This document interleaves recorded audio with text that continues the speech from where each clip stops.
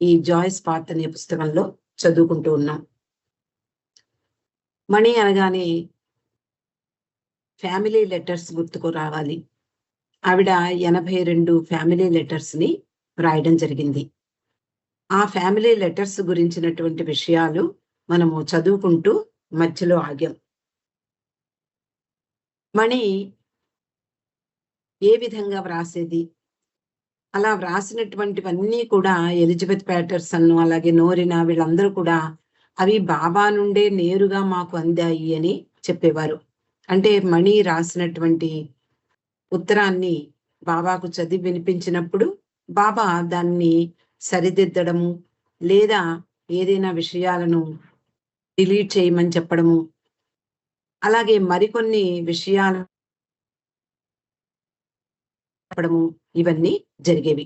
అలా మణి చాలా కష్టపడి బాబాకు నచ్చినట్లుగా ఆ ఉత్తరాన్ని వ్రాసి పంపించేది. ఒక నెల రోజులు అవడం తడుగు మళ్ళీ బాబా మరొక ఫ్యామిలీ లెటర్స్ కి నాంది పలికేవారు. మణి ఆశ్చర్యంగా చూసి దాన్ని మొదలు పెట్టేది. ఫ్యామిలీ లెటర్స్ కనుక చదివితే అసలు ఎందుకు ఈ ఫ్యామిలీ లెటర్స్ కి ఇంత ప్రాధాన్యత అంటే,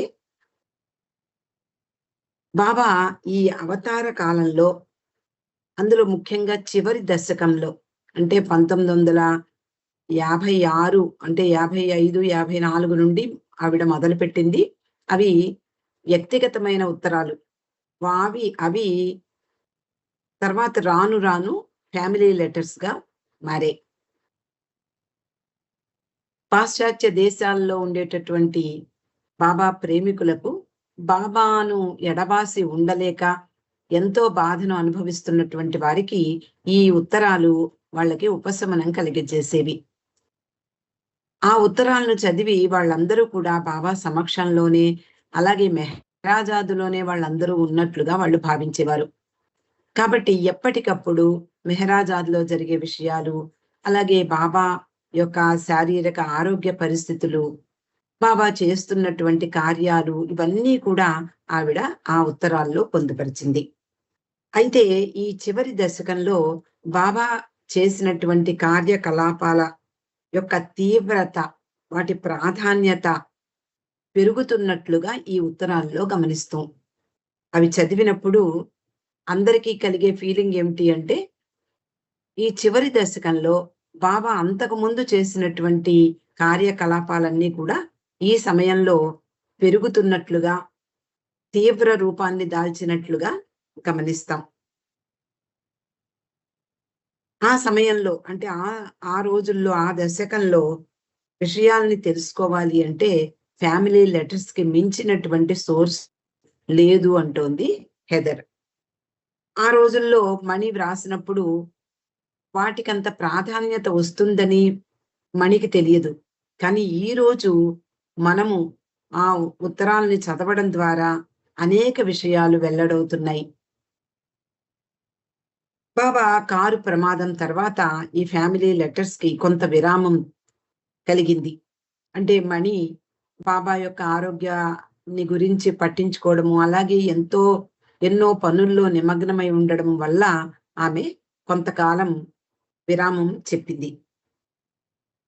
బాబా ఆరోగ్యము, మెహరాజాద్‌కి వెళ్ళి, అలాగే గురుప్రసాద్‌కి వస్తూ వెళ్తూ, ఇలా ఆయన కార్యకలాపాలు మొదలుపెట్టడము. అంటే ఆ యాక్సిడెంట్ నుండి కొంచెం కోలుకుని మళ్ళీ మామూలు పరిస్థితులకి రావడం అనేది నెమ్మదిగా జరిగింది. అప్పుడు మళ్ళీ మణి తన ఫ్యామిలీ లెటర్స్ ని మొదలుపెట్టింది. అలాగే బాబా అనేక విషయాలు చెప్పేవారు. తన ప్రేమికులు తెలుసుకోవాలని కోరేవారు. ఇవన్నీ ఫ్యామిలీ లెటర్స్ కి విషయాలయ్యాయి. బాబా ఆరోగ్యం కొంచెం మెరుగుపడింది. మళ్ళీ మామూలు స్థితికి వచ్చినట్లుగా మండలి వాళ్ళు భావించారు. బాబాలో ఎప్పుడూ తొణికిసలాడేటటువంటి హాస్యం ఉండేది. ఆ హాస్యం గురించి కూడా ఉత్తరాల్లో వ్రాసేది. అలాగే మండలి వారు కూడా ఆయనలో ఉండేటటువంటి హాస్యాన్ని ఆస్వాదించేవారు. అలాగే వాళ్ళు కొంచెం ఉపశాంతి పొందేవారు బాబా గురించి వర్రీ అవ్వకుండా. కానీ కొంతకాలం అయ్యాక మణి చాలా గంభీరంగా మారసాగింది. ఎందుకు అంటే పరిస్థితులే దానికి కారణం. బాబా ఏకాంతవాసాలు చేస్తూ ఉన్నారు. అంటే బయటకి తిరగడం మానేశారు రెండవ యాక్సిడెంట్ తర్వాత. ఇదివరకు మస్తు ప్రయాణాలు చేసేవారు. ఎక్కడికెక్కడికో వెళ్ళేవారు. అలాగే 50 దశకంలో ప్రజా దర్శనాలకు కూడా అనేక ప్రాంతాలు ఆంధ్ర, హమీర్పూర్, నాగపూర్ ఇవన్నీ కూడా తిరిగి వచ్చేవారు. కాబట్టి ఇప్పుడు అలా బయటికి వెళ్ళడం ఆగిపోయింది. ఏకాంతవాసాలు తీవ్ర రూపం దాల్చాయి. అలాగే ఆయన చేసేటటువంటి ఆ ఏకాంతవాసాలు శారీరక ఆరోగ్యంపై కూడా తీవ్రంగా ప్రభావం చూపించసాగాయి. అలాగే బాబా ఆ రోజుల్లో బాహ్య విషయాల పట్ల ఎక్కువగా ఆసక్తి చూపేవారు కాదు. ఎవరైనా ఉత్తరాలు రాసి ఇలాగే బాబాని దర్శనం కావాలి అని అడిగినా కూడా వాళ్ళ పట్ల, అలాగే తన ప్రేమికుల యొక్క తపన పట్ల ఆసక్తి చూపించేవారు కాదు. అలాగే ఇంకా కారు ప్రమాదం కారణంగా ఆయన ఆరోగ్య సమస్య విషమించడం ప్రారంభించాయి. అలాగే తుంటి బాధ కొంచెం చికిత్స పొందిన తర్వాత కొంచెం కోలుకున్నప్పటికీ బాధ మాత్రం అలాగే ఉండిపోయింది. ఆయన పదే పదే మండలి వారికి, అలాగే తన ప్రేమికులకు హె హెచ్చరించేవారు. ఏమని అంటే, "నేను అనంత శ్రమ కారణంగా నేను అలిసిపోతున్నాను. కాబట్టి మీరు నన్ను సంతోషింపజేసే విధంగా విధేయతతో ఉండాలి. ఏమాత్రము అలక్ష్యం చెయ్యకూడదు విధేయత సూచించడంలో" అంటూ ఆయన పదే పదే తన ప్రేమికులను, అలాగే మండలి వారిని హెచ్చరించారు. ఇవన్నీ మణిలో ఉండేటటువంటి గాంభీర్యానికి కారణమయ్యాయి. నిజానికి బాబా ఆ రోజుల్లో ప్రతి విషయాన్ని ఎంత పెర్ఫెక్ట్‌గా ఆర్గనైజ్ చేశారో, ఈ మణి జీవిత గాథ చదివినప్పుడు మనకు అర్థమవుతుంది. అలాగే మానవాళి కొరకు ఆయన ఎంత బాధల్ని అనుభవించారో, మండలి వారిలో, అందులో స్త్రీలలో మెహరా, మణి మొదలగు వారు ఎంతగా ఆయన కొరకు పరితపించారో, ఆయన తాను ప్రేమించే సృష్టి కొరకు అంటే మన కొరకు ఎంత పూర్తిగా త్యాగం చేశారో, ఇవన్నీ చూస్తే మనకి ఆశ్చర్యం కలుగుతుంది. నిజానికి ఇంతటి త్యాగమూర్తి మెహర్ బాబా అని తెలిసినప్పుడు మనము ప్రతి క్షణము కృతజ్ఞత చెప్పుకోవలసిందే ఆయనకి. మన కొరకు అంతటి బాధల్ని అనుభవించారు ఆయన. ఆ తర్వాత ఆయన పని, ఆయన సఫరింగ్ అంటే బాధ. దీని గురించి హెదర్ నాడీ చెప్తోంది. గతంలో జరిగినటువంటి విషయాలను గురించి చదవడం ద్వారా బాబా ఆయన యొక్క తీవ్రమైనటువంటి పని, అంటే ఆయన చేసే పని ఆ దశకంలో ఎంత తీవ్ర రూపం దాల్చిందో, దాని వలన ఆయన ఎంత బాధలకు లోనయ్యారో, ఆ రోజుల్లో వాళ్ళు గడిపినటువంటి నేపథ్యం, వాళ్ళ యొక్క ప్రతి నిత్యము వాళ్ళు ఆచరించేటటువంటి ఆ విధానం, నిత్య జీవితం వాళ్ళు జీవించేటటువంటి ఆ నిత్య జీవితం చూస్తే మనకి అర్థమవుతుంది. మణి ఒక ఫ్యామిలీ లెటర్‌లో ఇలా వ్రాసింది. ఏమని అంటే, బాబాకు సంబంధించి ఆయన ఆరోగ్యము, అలాగే ఆయన్ని అంటే ఆయనకి చికిత్స అందించేటటువంటి డాక్టర్లు, వీళ్ళందరూ కూడా ఒక ముసుగు కప్పేశారు. దేని మీద ముసుగు కప్పారు అంటే, బాబా చేసేటటువంటి పని యొక్క ప్రయోజనం కప్పిపుచ్చారు అంటుంది. అంటే ఆయన చేసినటువంటి పని యొక్క ప్రతిఫలాన్ని మనము అనుభవించనీయకుండా, అంటే మనకు తెలియనియ్యకుండా ఆయన అనారోగ్యము, అలాగే డాక్టర్లు దాన్ని కప్పి ఉంచారు అన్నట్లుగా ఆమె చెప్పింది.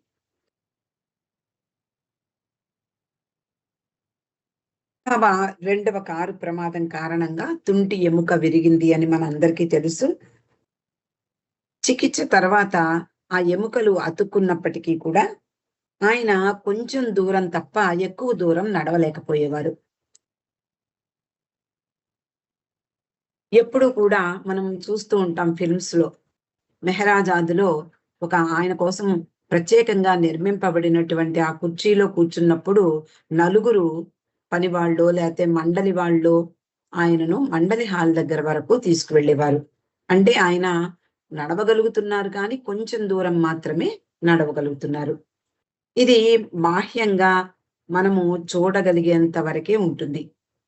బాబా ప్రశాంతంగా వాలి కూర్చున్నారు అనుకుందాం. ఆ కుర్చీలో కానీ, ఆ గాడీలో కానీ. ఆయన మౌనంలో ఉన్నారు. ముఖం మీద చిరునవ్వు చిందిస్తూ ఉంటారు. ఎప్పుడూ హాస్యంగా సంభాషిస్తూ ఉంటారు. ఇవన్నీ చూసినప్పుడు ఆయనలో బాధ ఎవ్వరికీ తెలీదు. నిజానికి ఎవరికీ తెలియనిచ్చేవారు కాదు బాబా.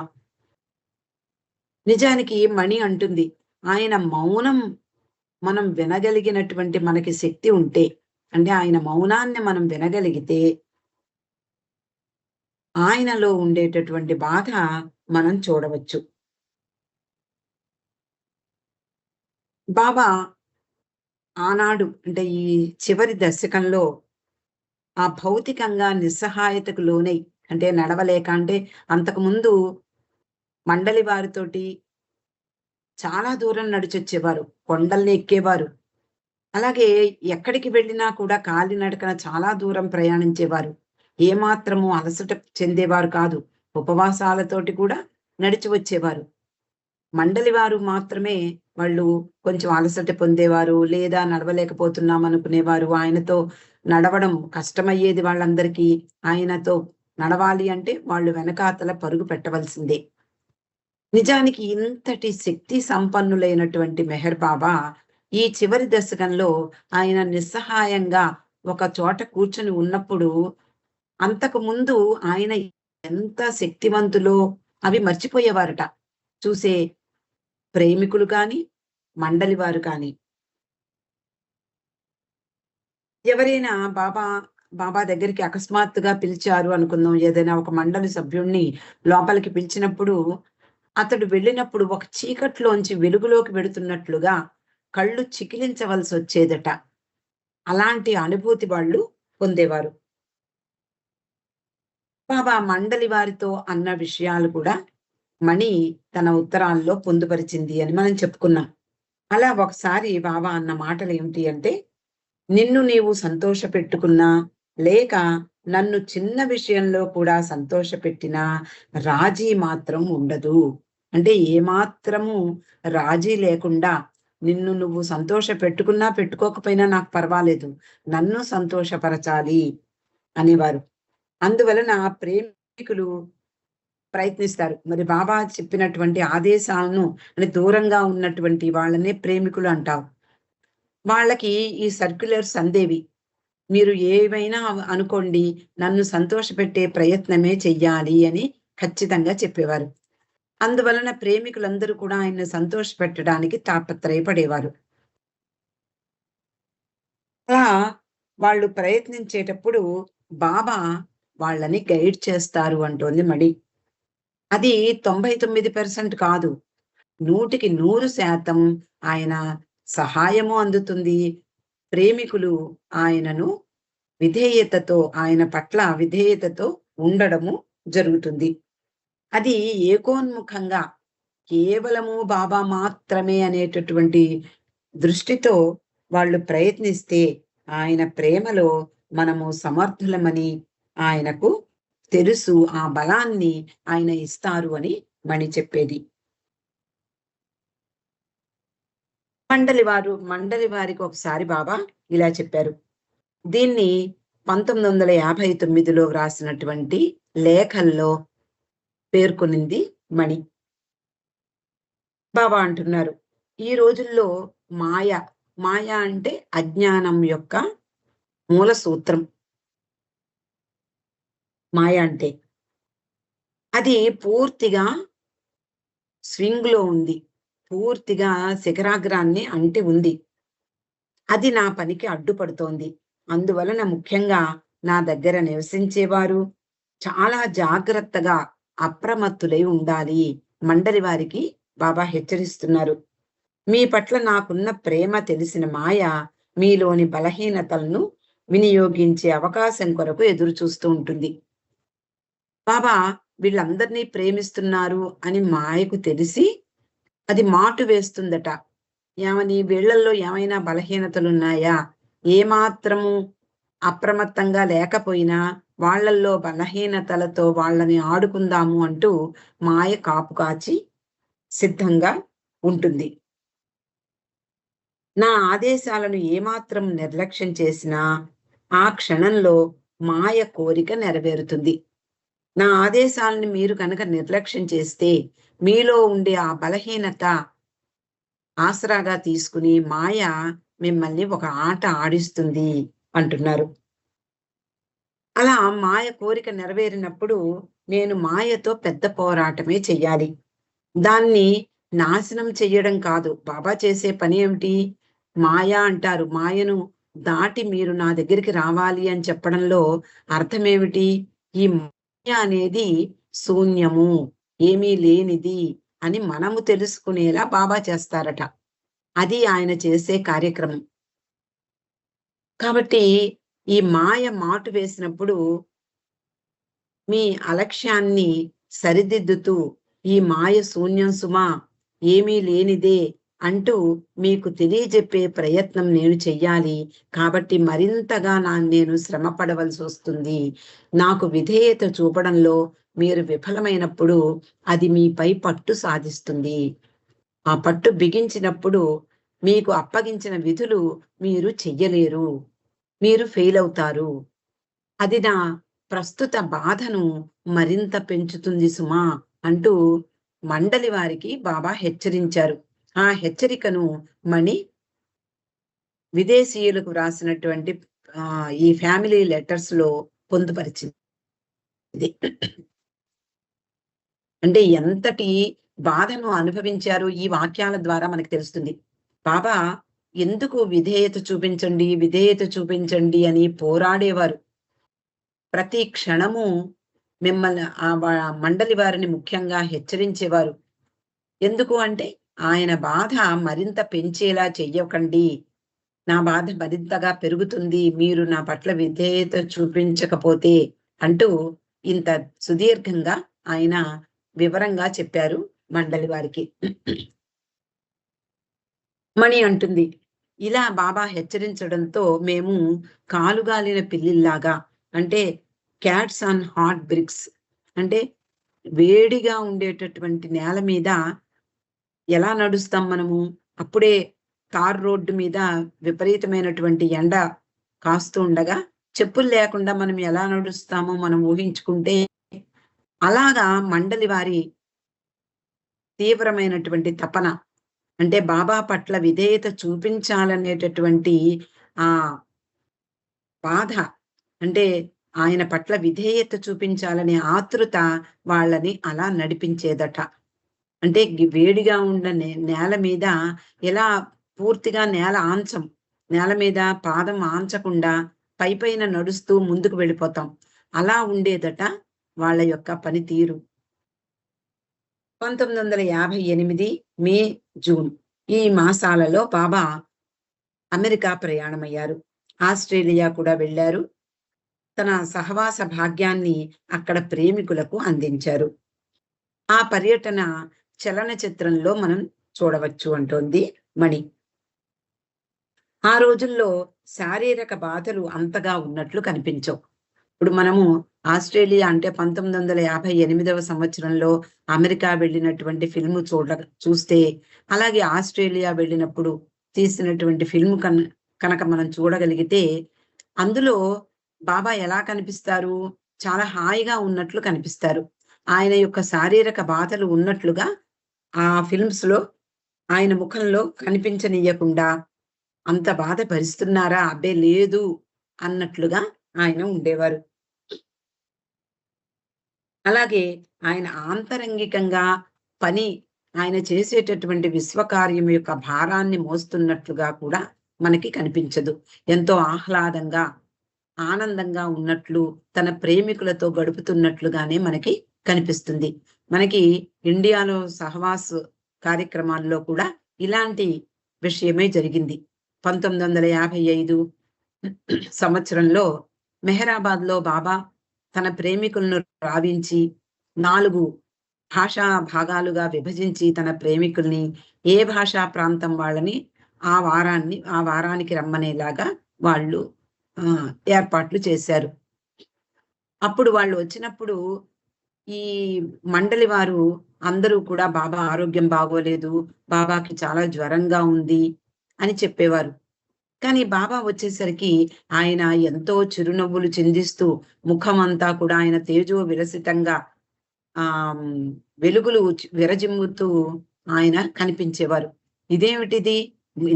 ఇంతకు ముందే కదా వీళ్ళు చెప్పారు. ఇలా ఎలా మారిపోయారు? అని వాళ్ళు ఆశ్చర్యపోయి మండలి వారిని దుమ్మెత్తి పోసేవారు ప్రేమికులు.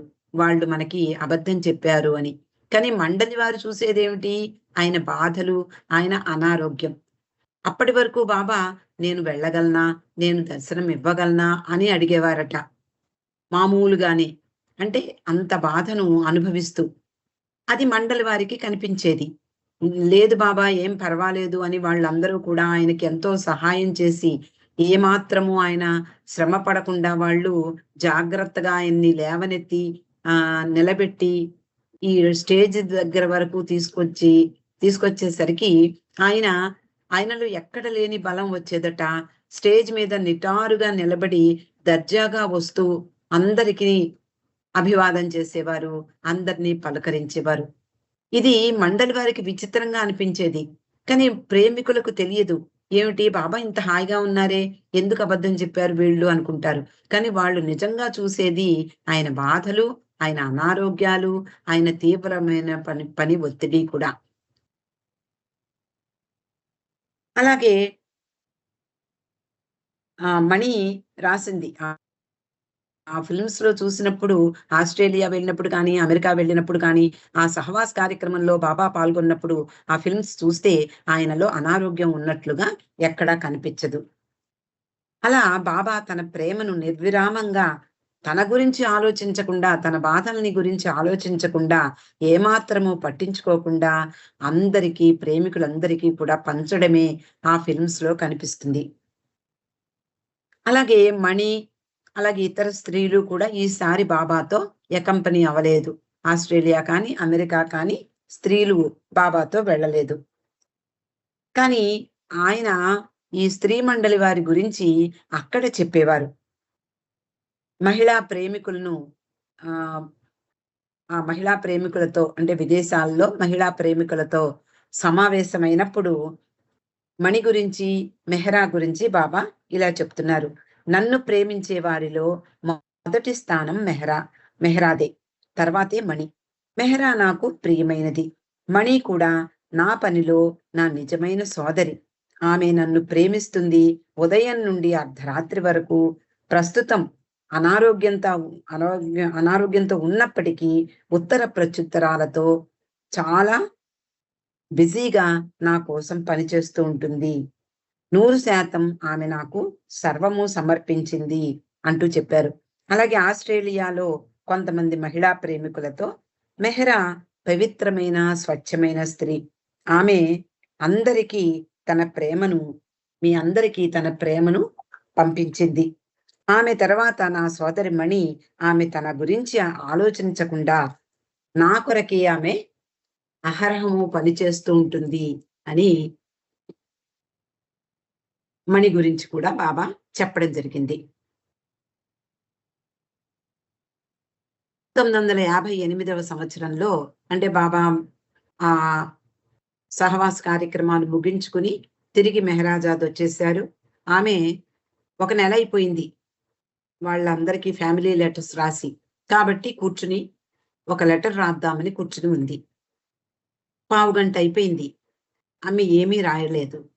ఆ విషయాన్నే ఆ ఉత్తరంలో వ్రాస్తోంది. పావుగంట నుండి టైప్‌రైటర్ ముందు కూర్చున్నాను. ఎలా ప్రారంభించాలో నాకు తెలియటం లేదు. చివరి ఉత్తరం రాసి నెల గడిచిపోయింది. పెద్దగా వార్తలేమీ లేవు.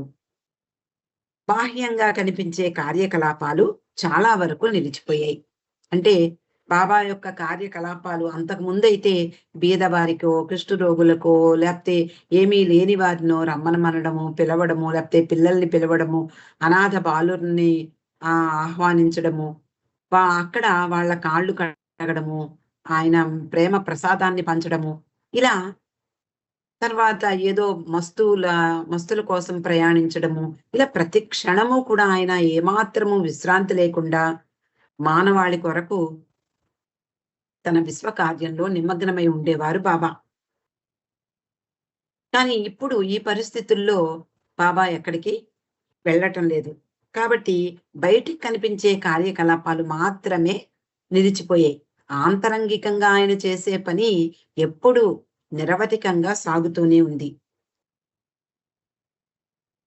అయితే ఇది ఎలా ఉంది అని మీరడిగితే నేను చెప్పేది ఒకటే. ఏమిటి అంటే, ఒక అగ్ని పర్వతం ఇంకా అది బద్దలవ్వలేదు.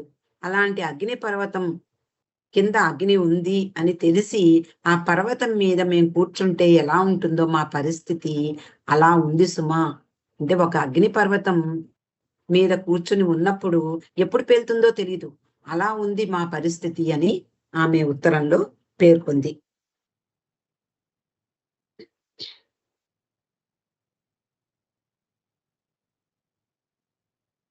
ఆయన ఒక్కొక్కప్పుడు చాలా తీవ్రంగా పనిచేస్తున్నట్లుగానే కనిపిస్తోంది.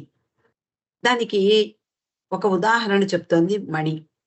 ఒకసారి నాజా కానీ, లేదా వంట ఇంట్లో పనిచేసే కేటీ వీళ్ళందరూ కూడా ఏదో వంట ఇంటి గురించి ఏదో కంప్లెయింట్ ఇచ్చారు బాబాకి. బాబా అన్నారట, "ప్రపంచమంతా ఆపదలో ఉంటే అలాంటి పనికిమాలిన విషయాల గురించి ఎందుకు కలత పడతారు? ఎందుకు వర్రీ అవుతారు చిన్న చిన్న విషయాల గురించి" అని వాళ్ళని హెచ్చరించారట. అంటే ఆయన తీవ్రమైనటువంటి కార్యకలాపంలో ఆంతరంగికంగా మునిగి ఉన్నారు. ఈ విషయం ఆ విషయాన్ని సూచిస్తోంది అంటూ మణి చెప్తోంది. ఆయన తన ప్రేమ, కరుణ వీటితో మనలను ఎంతగా హెచ్చరించి సిద్ధం చేస్తారో కదా! అంటోంది మణి.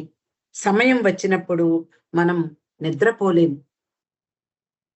తర్వాత ఒకసారి బాబా 'జిగర్' అనే కవి గురించి 3 రోజులు వరుసగా సతారాలో ఏకాంతవాసం ముగిశాక వివరించారట. అదేమిటి అంటే, "understand well this love is not easy. It is as an ocean of fire and you have to drown in it." అంటే మీరు అర్థం చేసుకోవాల్సింది ఏమిటి అంటే, ఈ ప్రేమ అంత సులభం కాదు. అది బడబాగ్నిని దాచుకున్నటువంటి మహాసముద్రం లాంటిది. మీరు చేసే పని ఏమిటి అంటే దాంట్లోకి దూకడమే, దాంట్లో మునగడమే మీరు చేయాల్సిన పని. అది ఎలాంటిదైనా. అటువంటి మహాసముద్రం మీ ముందు ఉంది అంటూ 'జిగర్' రాసినటువంటి కవి యొక్క కవితను బాబా మండలి వారికి ప్రవచించారు. బాబా భరిస్తున్న బాధలను మండలి వారు కళ్ళారా చూస్తూ ఉన్నారు. ప్రతి క్షణము ఆయన బాధల్ని వాళ్ళకి వ్యక్తపరిచేవారు. ఆయనతో నివసించకుండా దూరంగా ఉండే ప్రేమికులకు మాత్రం బాబా మరో విధంగా కనిపించేవారు. ఇందాక మనం చెప్పుకున్నట్లుగా.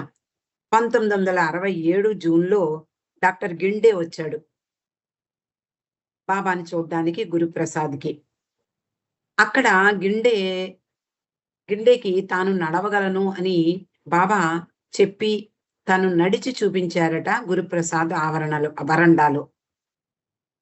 అంటే డాక్టర్ అంటే బయట వాళ్ళు అందరూ కూడా ఎవరొచ్చినా కూడా బాబా శుభ్రంగా ఉన్నారే అనే భావన కలిగేలా బాబా యాక్ట్ చేసేవారు. మణి చెప్తోంది. వాళ్ళకి ఎలా కనిపిస్తాయి ప్రేమికులకు కానీ, వచ్చే డాక్టర్‌లకు కానీ, డాక్టర్‌లే పేషెంట్ అయి వెళ్ళేవారు. ఇంతకు ముందు మనం చదువుకున్నాం అనుకుంటున్నాను నేను. ఒకసారి మెహ్రూ డాక్టర్ గోహెర్ ఒక డాక్టర్‌ని సంప్రదిద్దాం బాబా మిమ్మల్ని చూడ్డానికి పిలుస్తాను అంటే, సరే అలాగే అంటారు బాబా. సరిగ్గా ఆయన వచ్చేసరికి బాబా లేచి కూర్చుని హుషారుగా ఆయనతో ప్రమేయం లేకుండా ఆయన ఊరికే చూడవచ్చినట్లుగా భావిస్తూ ఆయననే "ఎలా ఉంది నీ ఆరోగ్యం? జాగ్రత్తగా ఉండు" అంటూ పలకరించారు బాబా. బోహెర ఆశ్చర్యపోయింది. ఏమిటిది? నేను చేసిన పనేమిటి? బాబా చేస్తున్న పనేమిటి అంటూ. అలా ఉంటుంది బాబాతో వ్యవహారం. ఇక్కడ మణి చెప్తోంది. ప్రియమైన బాబా ప్రకాశించే కళ్ళు ఎంతగా ప్రకాశిస్తాయో ఆయన కళ్ళు. అలాగే గులాబీ చెక్కిళ్ళు ఆనందంగా, సంతోషం వెదజల్లేటటువంటి కాంతివంతమైనటువంటి ఆరోగ్యంగా కనిపించేవారు బాబా. ఎవరైనా వస్తే అంత ప్రకాశించే కళ్ళతో, అలాగే గులాబీ రంగు చెక్కిళ్ళతో ఎంతో కాంతివంతంగా, ఆరోగ్యంగా ఉన్నట్లుగా కనిపిస్తారు. మెడ నొప్పి ఉండేది పాపం. కానీ అలా కనిపించేవారు కాదు. అలాగే ఆయన నడక కూడా స్వేచ్ఛగా, ఏమాత్రము ప్రయత్నం లేకుండా, అంటే ఒకసారి దెబ్బ తగిలిన వాళ్ళు లేచి నడవడానికి ఎంత భయపడిపోతారో మనకు తెలుసు. ఆ నడవడము ఎంతో జాగ్రత్తగా అడుగడుగు వేసి ఎక్కడ పడిపోతాను అనే భయం పట్టుకుని వాళ్ళు నడవలేని స్థితికి వస్తారు. నడవగలిగినా కూడా నడవలేకపోతూ ఉంటారు భయం వల్ల. కానీ బాబా ఏమాత్రము లక్ష్యం చేయకుండా, లక్ష్య పెట్టకుండా ఎంతో బలంగా నడిచి చూపించారట. అలా నడవడం మణి అంటోంది. నేను అంతకు ముందు ఎన్నడూ చూడలేదు.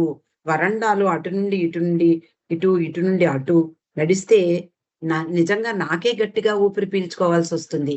కానీ ఆయన అలవోకగా, సులభంగా, ఏమాత్రము ప్రయత్నం లేకుండా నడిచి చూపించారు.